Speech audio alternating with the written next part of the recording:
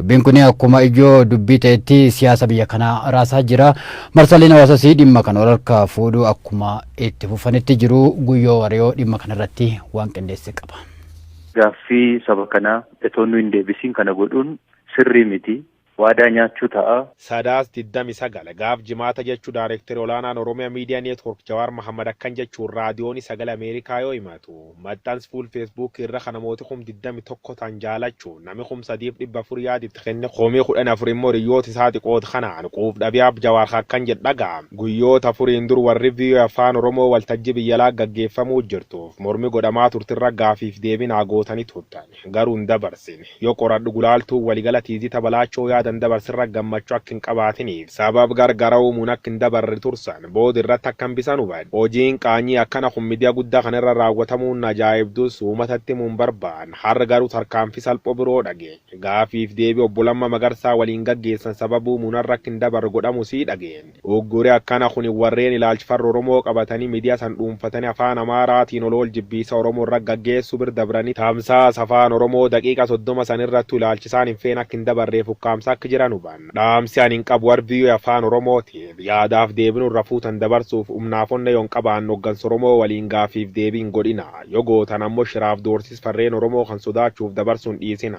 VOA'n gibira uummata Ameerikaatiin hojjatti malee qabeenyi farreen Oromootii miti jechuun war sagalee Ameerikaa waraanetti boroon. Erga Jawaar fuul feesbuuk isa hordoftoota miiliyoon 1.7 caalanii balbaloomsa kanaan jabdu aariin katti dhagaamta aktiivistootii Oromoo daa'imtu Jawaar maxxansa kan fuudhanii wafarsanii. Eegi Jawaar aktiivistummaa ragar morkata siyaasaa jijjiirame as bakka Jawaartan qabachuu waan firqa fakkaatu boruu barraaqa yookaan yaayya basheen. Obbo Lammaa Magarsaa haal yeroo irratti ibsi VOA kenneen gaazixeessitooti sagantaa maariif akka hin dabarru guranii jiru. Kun kan ta'eef duuba ibsi obbo Lammaa waa'ee biltsiginnaa irra dhugaa jirti laf kaa'uu isaatiif akka ta'etti tilmaama.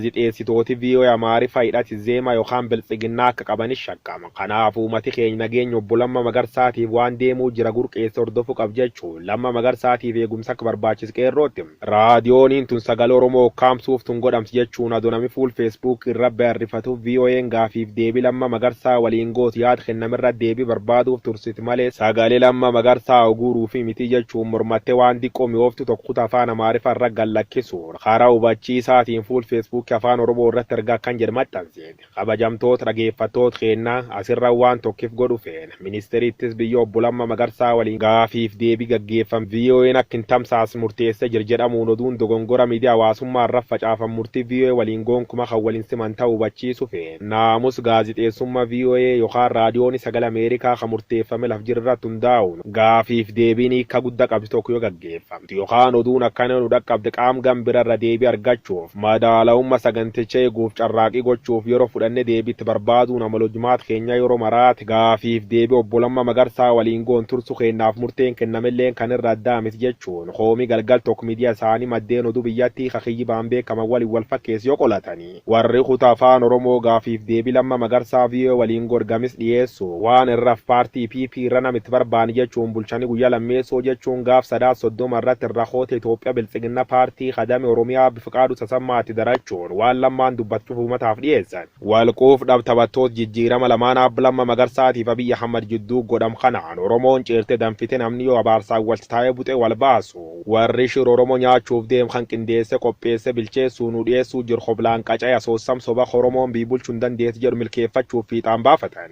Jaalle Lammaa Magarsaa yaadi da'amuuf makamu adwaayii mormuutti himama. VOA kaleessim jechuun dubbi katkeeyyat qondaalii ODP'aaf taayye danda'a gam tokko waltajjiirra mormiin hin turu jechuun dubbi Lammaa Magarsaa VOA'tti hin fudhatame dhabsiisu. Gam kaaniin immoo diimokiraasii ijaaruu waan jirruuf dubbiin harki caalmaatiin murtoof jechuun laphee dhiibee Lammaa Magarsaa mor. Barreeffam taayye danda'a kanaaf deebii kennuun aktiivistootii Oromoo Hamza Booranaaf waa'ilisa milkeessa midhaaksaa dabalatee ergaa akkan jedhu barreessuu yoo maxxansanii. Lammaan namuma abbaan argatu ba'ee qeequu miti. Obbo Taayye Danda'a waan hangammaa asiif achi jecha tursiif kabajne jira. Hoggana dhaaba taate yoo miiraan waan hin taan barreessuun uummata Oromoo mufachiisa ol tajabne bir dabarre jirra. Kanaaf dabadhi jechuun Hamza Boorana Taayyeef yaad gorsaan makati yoo barreessu. Jaali Taayyee guddaan kagaaf ODP'n kosi dhiqatu. Taayyee waliin ta'uun kubba siyaasaa Abiyyiif Lammar dabarte deebisaa tur Dr. Milkeessa Midhaaksaa nu tokkochi keennallee Lammaa qeequuf haamilee hin qabne jechuun afaan faranjiitiin barreeffam gabaaba barreesse kabajaaf jaalallamma Magarsaati qabifan mul'eessa. gaafii uummata keenya kadhalootitti wareegam laakkaanii deebisuun akkasumas jijjiiramuun galees biikeen keessatti eeggalamuu jirfiixaan baasuun dhimmi murteessa jechuun fuul feesbuuk isa kadhiyootan biltsiginna paartii waliin dhalatirra yaada kakeen muummichi ministeera Dr. Abiy Ahmad gaafii Oromoo haqeerroon itti wareegamta laakka'ee deebisuuf waada yoo seenu Oromoon harki caalmaa quuf dhablamma magarsaa dhageessis cina dhaabbachuun maddammarii lamma magarsaa hirdhiftu Oromoof hin taat jechuun harkadditan walloon Oromoo beekamaan lata qana yaagaa saafa walakka gidduu irraaf jalaan gubattee abiddi keesteette haqa Oromoo dubbatte kan warri itti sagadan goofta duri cabsite goofta uummata ta'uuf raaf diina labsite lakki kuwwaan sobaati wayyaaneetti itti kenne arrab dhadha dibatee nu gowwoomsiin hin jenne garuu atormaaf hin taane kabaja Oromoof malee uumanna dursu jettee har'as akkuma kalee kabaja dhuunfaa dhiistee kaatee teessistachuma ajanda kerra hin jiru dhara angoof barcumaan jabinni itti daraaree gootummaan itti marge warra har'a dubbat kana ergaatu dhuftan arge haamilees khamiin si xiqqeessu namana bara rakkoo si beeka kanaafan siyaman jechuun walaloo midhaaddul Oromoo ablamma magarsa waaqootiif yoo barreessu weellistootilleen sirba Oromoon jaalata lamma jedhe sirbuun daa'im paartii biltsiginnaa kayeegii dhalate ji tokkin guutin abaaruu jiran. Garaagarummaa koo qabadhee dhaaba kana keessatti hanga bahina jedhanii murteessanitti garaagarummaa koodhaan nan falma gaaffii. Warri Oromoon wareegama qaaliin injifatee imaanaa itti kennatee imaanaa karaatti gatee jedhan jiraattonni magaalaa Naqamtee murtiin obbo Lammaa Magarsaa sirriidha. Obbo Lammaa Magarsaa ni deeggarra jedhanii jiru yaada isaanii Taganyee Daaqatu qindeesse. Uummanni paartii gaaddisa Oromoo bira dhaabachuu qaba. Hin dhaabbatas gara fuulduraatti hin dhaabbata. Gaaddisa Oromoo kana keessa uummanni Oromoo duukaa dhaabbatee wajjin dhaabbata xinnaa guddaan itti gammadaa jira. Waan isaan raawwatan kana paartiileen siyaasaa hundaan tokko ta'an hundumatti gammadaa jira. Ofiif jedhaniitu hin ta'in uummata dhuman kanaaf salphina haadholii salphina abboolii daa'imman dhuman ijoollee abbaa irratti duuta haadha irratti duutu arganii dhuman mana qullaa ta'e kanarra dhaabateen uummanni kun gaaddisa Oromoo kun beektota hayyoota wanta ta'e olii galuu abdii guddaa irraa qabna hammas isaan abdataa jirra. Abdiin gara isaan kanaa miti abdiin isaan kana. Cimuu qaba gaafa jennu immoo afaanumaan walitti dhufanii itti fakkeessuudhaaf otoo hin taane hundumtuu garaagarummaa of keessaa qabu sana gadi qabate garaagarummaan yaada dhaaba siyaasaa ni jira garaagarummaan amantii ni jira garaagarummaan wanta garaagaraa individuaalii keessa jira akka gareettis ni jiraata. Murteessaan kolleekshiniin dhaaba sana keessa jiru gaaddisa sana jala jiru eenyu fa'ee inni jedhus murteessaadha eenyutu walitti qabaa eenyutu walitti qabamaa inni jedhus murteessaadha. Jarri sun wal to'achaa wal ilaalaa adeemuun isaanii gaariidha. As baanii himuu qabu. Kan gochuu qabu leen uummata kana qajeeshuu qabu. Qeerroo kana qajeeshuu qabu. Paartiileen siyaasaa kun baanii uummata kanatti himuu qabu. Qajeelfama laachuu qabu. Achi marra ta'anii dubbachuun gahaa miti. Mootummaan biyya bulchaa jiru kuni ammallee kanaan yoo itti fufe umurii dheeraa hin qabu. Sababni isaa siyaasni uummata giddugaleessa hin godhanne siyaasa du'aadha. Siyaasni hawaasa bal'aa kana sentar hin godhanne hawaasaan hin deeggaramne hawaasaan bukkee hin jirre ofii ofiitii biyya bulchuun hin danda'amu. Mootummaa biyya bulchaa odoo hin taane uummatatu biyya bulchaa. Mootummaa kan kaa'u uummatadha. Kanaaf mootummaan illee dogoggora isaa kana yoo dafee kan hubatu ta'e waan amma kaayyoo amma qabate kana irraa of deebisee dafee hawaasa mariisisee hawaasa dhaggeeffatee dambalee hawaasaa dhaggeeffachuun dirqamadha. Dambalee hawaasaa dhaggeeffachuun dandeessu taanaan eenyuun bushitaati. Kanatti bushuu dandeessu hawaasa bal'aa kana. Hawaasa bal'aa kana kanatti bushuu dandeessu immoo hawaasni maal naan jedha yoo jettee gad buustee sagalee hawaasaa kana dambalee hawaasaa yoo dhaggeeffatte malee egeriin biyya kana ammayyuu gaaffii keessa jira. Paartiin walitti baquu dudduubni isaa ajandaa ormaa fakkaata. Ajandaa uummanni Oromoo irratti mari'atee kun naaf ta'a kun naaf hin ta'u kun keessaa hafu kun itti agalu jedhee ofiisaati itti amanee kaawwate waan hin taaneefi.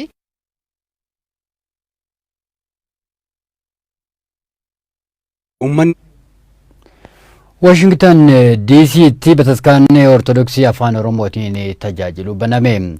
Bataskaana kana kan hundeessanii luba Saamu'eel Biraanuu Jabeessaati.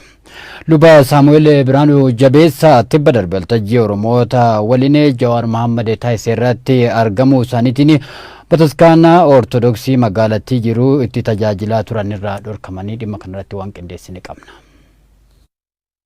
Manni lubummaa Oromiyaa hundeeffamuu qaba. Caaseffamni bataskaana Ortodoksii keessa jiru tajaajilaa fi mijataa miti jedhee koreen hundeeffama mana lubummaa Oromiyaa erga hundeeffamee baatiiwwan lakkaa'amanii jiru. Amantoonni si afaan ofiin waaqeffachuu qabu. Afaan hin beekne waliin rakkachuu hin qaban jedhu warri kun. Kun kan ta'aa jiru asuma biyya keessatti. Kun otoo akkanaan jiru tibba kana taateen biraa mudate. Taateen bataskaana waliin wal qabatee mudate biyya Ameerikaa magaalaa Washington DC'tti. Ameerikaa Washington DC'tti Jawaar Mohammad hawaasa Oromoo achi jiru waliin wayitaa mari'atu. Hoogganaan mana sanbataa bataskaana Maariyaam magaalaa Washington DC'tti argamu luba Saamu'eel Birhaanuu Jabeessaa waltajjicha irratti argamuun eebbisani. Akka lubni kun jedhanitti ammoo hoogganaan bataskaanaatti Jawaar mormuu fi naannawa waltajjii hawaasa Oromoo Washington DC'tti taasifamee kana dhiyeenya irratti argamani. Waltajjichi xumuramee yeroo gabaabaa booddee luba Saamu'eel Birhaanuu Jabeessaa hoogganaa bataskaanatti biraa ergaan tokko dhaqqabe. Ergaan isaan dhaqqabe ergaa hojiirraa dhorkamuuti. Luba Saamu'eel Birhaanuu Jabeessaa waltajjii hawaasa Oromoo Washington DC'tti Jawaar Mohammad waliin taa'ame irratti argamuun bataskaanatti keessaa dhiibamanii baafaman amma seenaa biraatti jiru. Kuno bataskaana afaan Oromoon tajaajiltu banuun tajaajila jalqaban jette oduun baargamaa qaaritee dhufte. Hafuura qulqulluu sadan waaqa tokkichaatiin amannee faarfanna.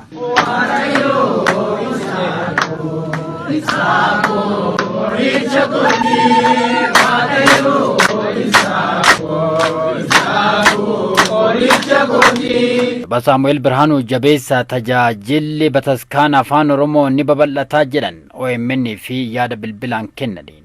Dobraarraa bilbilaa jiru. Yeroo ammaatti nuyi afaan keenyaan barachuu barbaannaa. Ijoolleen keenyallee dhuftee afaan keenya aadaa keenya uffata aadaa keenya uffattee amantaa Ortodoksii immoo qabattee kanaan illee fayyadamnee eenyummaa keenya calaqqisuu qabnaa kan jedhu yaada qaban iddoo adda addaa seetii adda addaarraa ammallee luba kan nu gaafatan jiru.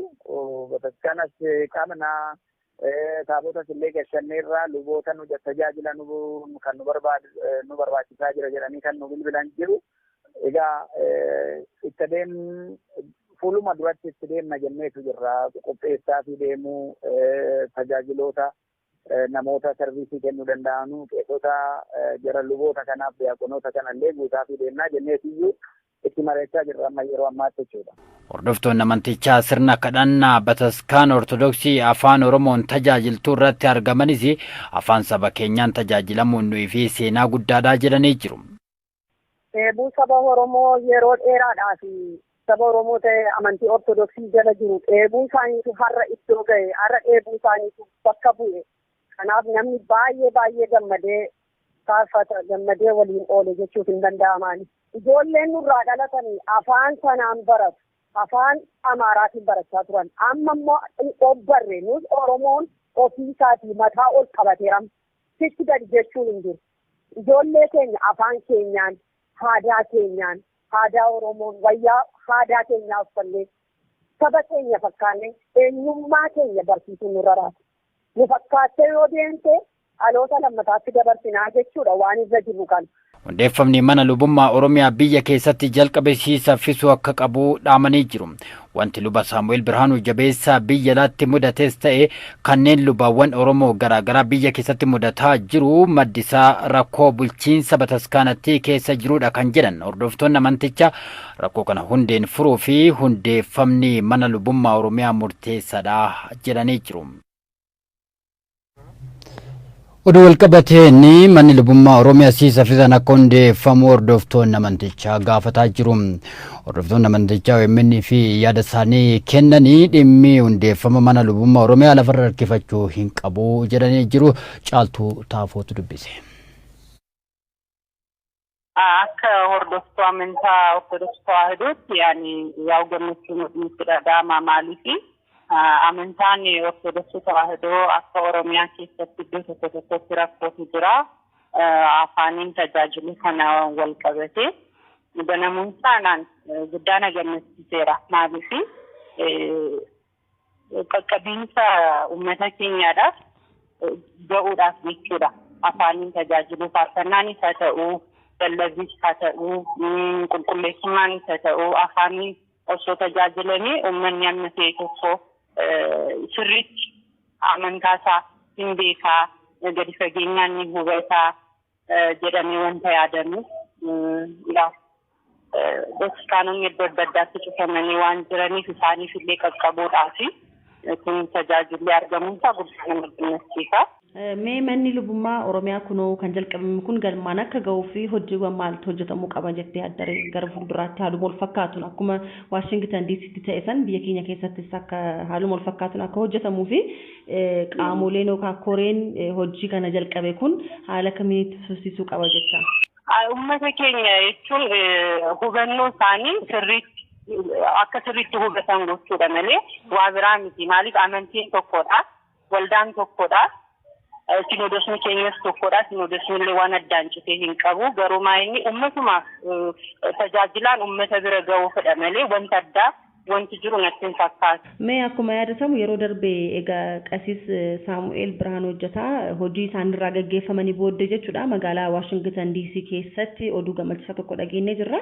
Isin mee akka nama hordofaa amantaa kana keessa kanaatti akkasumas immoo nama abbaa amantaa kana keessatti jiruutti maaltu isinitti dhaga'amee faayidaan inni qabu maal inni jettu? Achitti banamuu isaa duwwaatu biyya keessattis Oromiyaa keessattis manni lubummaa jammarre kun hojii guddaa akka hojjetu deemsa guddaa deemaa jirra jechuudha. Kanaaf akka kootti baay'een gammadan.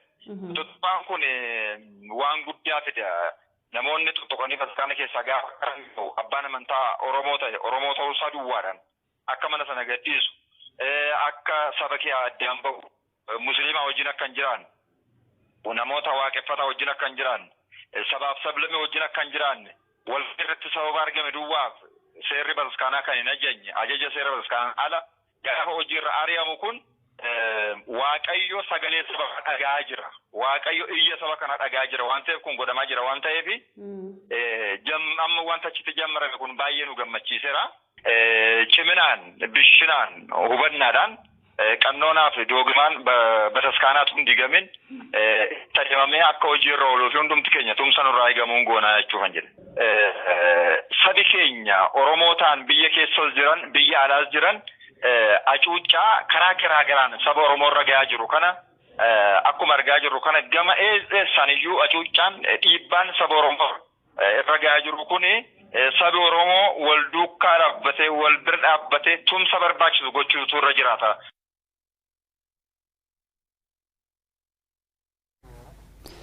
Jiraattonni godina Arsii aanaa Roobee sababa rakkoo daandiitiin dhukkubsataa hospitaalaa fi oomisha gabaa geeffachuu dadhabne jedhani. Daandiin hojjetama erga jedhamee ture hanga ammaa wanti hojjetame hin jiru jedhanii jiru. Bulchiinsi godina Arsii komiin jiraattota kaasanii dhugaa akka ta'e hime rakkoo daandii kana furuu fi abbaa taayitaa daandiiwwan Itoophiyaa waliin hojjetaa jirra jedhee jira. Maamad Siraaj dabalata qaba. Jiraattonni godina Arsii aanaa Roobee sababa rakkoo daandiitiin miidhaan isaan ragaa akka jiru himanitti himan. Daandiin kun ni hojjetama jaamee dhagaan buuraa kaayamus wanti hojjetame akka hin jirre dubbatan. Waliin keenya baay'ee karaa kana ulfaan akka tasaa ta'eetiin dhibamaan akka tasaa ta'ee karaa kana yeroo deemutti rakkoo karaa muramuutiin baay'ee dararamaa jira uummanni keenya jechuudha. Asitti aanaa Roobee kana keessatti rakkoon nu jirru baay'ee miidhama guddaa qabna. Daandiirraa qaxxaamuree oomisha keenya finnee akka gaariitti hin gurgurannu abbaa itti himannu qabnu abbaa dhabneerra aanan keenya immoo guutumaan guututti yoo iyyannu galma nu hin geessu nuti immoo miidhamnee jirra gabareen. Hojiin daandii kun eegalamee sababa garaagaraatiin akka harkifate himan bulchaan aanaa Roobee Abbee Kadir. Itaayyaarraa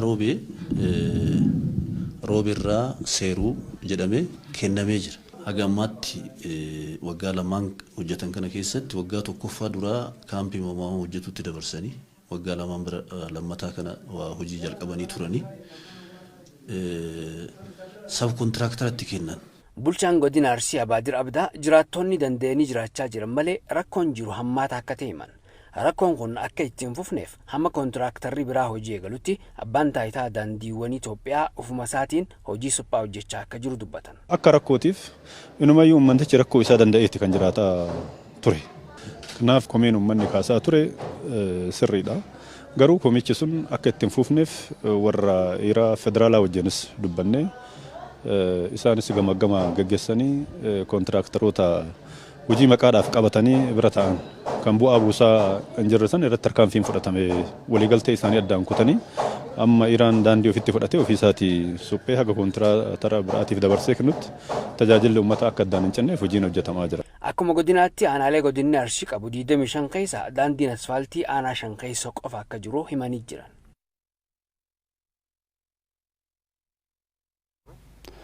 Maatiin namoota qabsoo Oromoo keessatti wareegamanii rakkoo keessa akka jiran himanii jiraattonni godina Arsii aanaa Roobee. Namoonni wareegamanii namoota maatii isaanii gargaaraa turanii waan ta'eef maatiin amma gargaarsa tokkollee hin qabu jedhanii jiru. Muhammad Siraaj ammas dabalata qaba. Godina Arsii aanaa Roobee keessatti fincila diddaatiin namoota wareegaman 27 keessa hedduun isaanii namoota maatii isaanii gargaaraa turan akka ta'an jiraattonni OMN itti himanii jiran. Maatiin gargaarsa isaanii eeggachaa ture yeroo ammaa nama gargaaruu dhabuudhaan rakkoo hamaa keessa akka jiru dubbatan jiraattonni. Warra wareegaman keessaa barataa BA holdarii irraa ka'ee haga daa'ima waggaa 14titti wareegaman jechuudha. San keessaa ilmi kiyya ka waggaa 14 nama jijjiirama kana fiduudhaaf wareegaman. Tokkochuu tajaajilan argamne haatillee omaan arganne akkuma bootte sanitti akkuma maqrabaan maranii reeffi isaa ka'e sanitti waan tokko rooba irratti wanni dhageenye tokko hin jiru waan mar'imaan jaraa jige malee. Namoota gaafa tokko beela bulanii gaafa tokko argatanii bulanii warri miidhamtoo warri ijoolleen jalaa wareegaman kun. Maatilleen nu jalaa du'et warra wareegamaa kanallee kiisa kennaa baafne gargaaraa jirra jarana. Ilma isaanillee du'aan dhabanii qoraan gurguranii ala maatii 5 fi maatii 6 qabattet qoraan gurgurti. Kalee abbaan warraa isii digrii qaba. Harkaa wareegame. Qondaaltonni mootummaatis afaaniin waa'ee wareegamtoota haasa'u malee wanti gargaaran hin jiru jedhan. Uummataa fi mootummaanis namoota maatiin isaanii jalaa wareegamee gargaaruu akka qaban jiraattonni aanaa Roobee gaafatanii jiran. Aanaan Roobee namoota kana kunuunsee akka aanaa kennatitti warra maatiin kunuunfamuu qabu kunuunsee warra yaala argatuu qabu yaala kenneefi warra mana argatuu qabu mana kenneefi maali uummanni Oromoo maa callisa itti uummanni Oromoo maa callisa qeerroon maa callisa aanan maa callisa mootummaan wal hin tumsinu namni wareegama kanaaf qabsaa'e jijjiirama kanaaf yoo afaan hin jedhan dhiiga qabsaa'otaatirra teennee dhiiga wareegamtootatirra teennee jedhan afaaniin. Namni tokko kalaaleen jiru waradaan kun hin laallee mootummaan beekee hin laallee. Akka namoonni kun akka nama faayidaaf dhumeetitti akka aanaa kanaatti kalaallamaatiin hin jiru. Har'a immoo akka gargaarsatti qeerroon kun kiisii ofiitti yaase saantiba guuree walitti osoo aanaan kun abbaa kanan jedhiniin saantiba walitti guureetiin horataatiin hin jiran. Bulchaan aanaa Roobee Abbee Kadir namni rakkadhe jee gara waajjira isaanii dhufe akka hin jirre dubbatan. Yaada qeerroon dhiyeesseen waajjirri bulchiinsa aanaa namoota rakkatan gargaaruuf akka karoorfate himanii jiran. Dhufaniis nu gargaaras wanti jedhaniin akkasitti naannoo keenyas nu mari'achiisan yeroo gabaabaa kana yeroo dhihoo kana jira. Duraan nu gaafanne gargaarsa akkasii isaanillee hin gaafanne. Namnis isaan gargaaruudhaaf akkasitti yaanne odoo gargaarree kan jedhu qeerroowwan garagaraa bira yaanne hin jira. Bulchiinsi aanaa namoota sababa maatii isaanii dhabuutiin rakkoo keessa jiran gargaaruuf qophii akka ta'e himanii jiran. Godina Harargee Bahaa magaalaa Haramayaatti mariin nageenya abbootii amantaa fi uummataa taa'ame. Warreen amantaa dahoo godhachuun karaa kaasuuf yaalu uummanni irratti dammaquu qaba jedhamee jira. Waltajjicha irratti Uudii Musaa dabalata qaba. Harargee Bahaa magaalaa Haramayaatti abbootiin amantii marii nageenyaa uummata wajjin adeemsisaniiti jiru. Marii kana irrattis abbootiin amantii amantaa musliimaa fi kiristaanaa seenaa waliin jireenya yeroo dheeraa qaba kan jedhan uummanni olola bifa amantiitiin diinni oofaa jiru irraa if qusachuu akka qabus dhaamaniiti jiru. Kiristaana walumaa galatti fi musliimaa seenaa dheeraa qaba. Seenaan kunis hundi irraa gaafa kaanu abbaan keenya tokko haati keenyaas tokko garaagarummaa hin qabnu. Ammallee waliin jiraachaa jirra. Duraan sabaan ture ammoo amantaadhaan walii buusuudhaaf bakka adda addaa hojii hojjechaa jiran jechuudha. Bakka fagoo irraa maallaqaan bitamanii as dhufaa jiran jechuudha. Ammas namoonni kun kaayyoon isaanii maali gargar baasuudhaaf akka nageenyi hin jiraanne akka nageenyi hin labsamne. Har'aa nuti uummata duraanis wajjin jiraataadhaa ture takka amantiidhaan walitti hin buune sabaan walitti hin buune waan orma deemee khasaaraa isaanii if qoybuudhaaf nu keessa deemee madaskaanaa gubate masjiidaa gubate jee olola kana oofu kana hubannee wanni kun